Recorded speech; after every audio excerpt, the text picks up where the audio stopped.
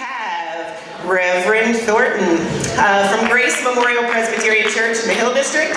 Reverend Thornton is kind of a public education hero around these parts. He sat down in the middle of the street and let himself get arrested to help fund our schools. So he's going to share with us the state of public education today.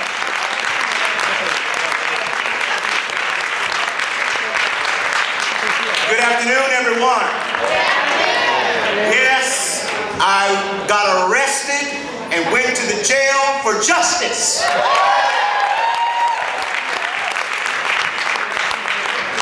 I heard loud and clear that in the midst of the cutbacks, we say what? Amen. I'm here today to share the state of public education and what we know we can no longer take. Our public schools are staggering under massive state budget cuts. 2 years ago, Governor Corbett cut $1 billion from public education. And then he did it again last year, compounding the damage. Our kids are now missing nearly $2 billion from their schools. Will we stand for it? No! Because of those cuts, our students here in Pennsylvania have lost almost 20,000 of their teachers. Our kids have lost music, art, library, and foreign languages. Schools have been forced to slash tutoring programs and even kindergarten, the very things we know work. Here in Southwest PA, our children are sitting in classes with 35 and even 39 students. Will we stand for it?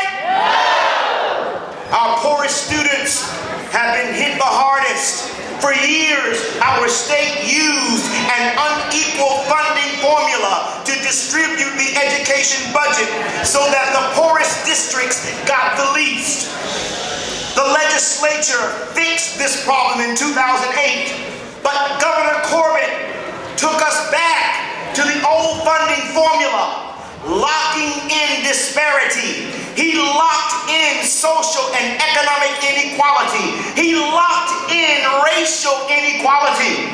This year, the governor proposes giving our schools a slight increase, $90 million, which returns about 5% of what he has cut.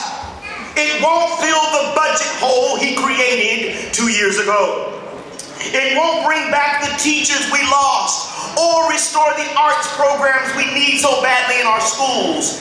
And what's worse, Governor Corbett will hand out that money using the old formula so that once again our poorest students will get the least.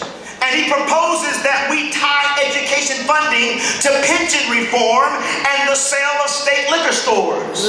These are false choices.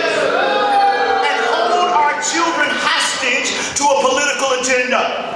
This is not a sustainable plan for funding our schools and does nothing to fix inequality. Will we stand for it? No! But our fight is not just a fight to restore a few programs in each of our schools.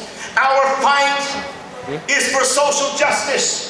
We know that kids who attend well-funded schools actually rank at the top of the world on international tests. But the U.S. has the second highest child poverty rate among all industrialized nations, to our great shame. 26% of all our children under the age of 5 are now living in poverty. That's over a quarter of our kids growing up in poverty. Will we stand for it? Impact on education. Kids who aren't getting enough to eat, who are sleeping on the floor, who don't have warm coats to wear, whose lives are full of instability or violence. It is said that poverty is no excuse for low student performance in school, but poverty is real. We need health care and community-based programs in our schools, nurses, social workers, and parent engagement specialists. These are the very people we've lost to budget cuts. To be sure, we have serious issues in our schools that need serious attention. The racial achievement gap, the dropout rate, the school to prison pipeline.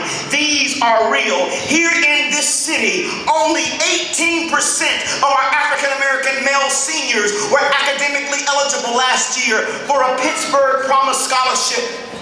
18%.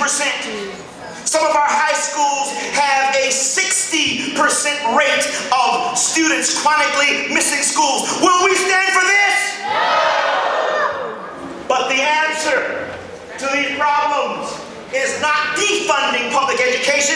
It is not closing down public schools, taking away the last pillar of strength in some of our communities. The answer is not blaming our teachers. The answer is not privatization or choice or competition or any of the other corporate style reforms that take the public good out of public education. These have actually done more damage to our poorest students and students of color. They've taken public taxpayer dollars and sent them into private hands. They've reduced our kids to data points and created a culture of high-stakes testing that has narrowed the curriculum to reading and math, taken away history, science, and the arts, and mandated weeks upon weeks of test prep and test taking. These reformers send their own kids to private schools that don't look like this. But 89% of our children in this country are educated in public schools. The fact is, public education has not failed. Most of our kids in school do a great job of most of our kids' schools do a great job of teaching our children.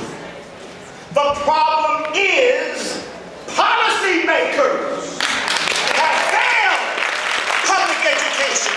Policymakers have failed to fund public education adequately. They have failed to fund it equitably. They have failed to acknowledge the effects of poverty and provide wrap-up services to our schools.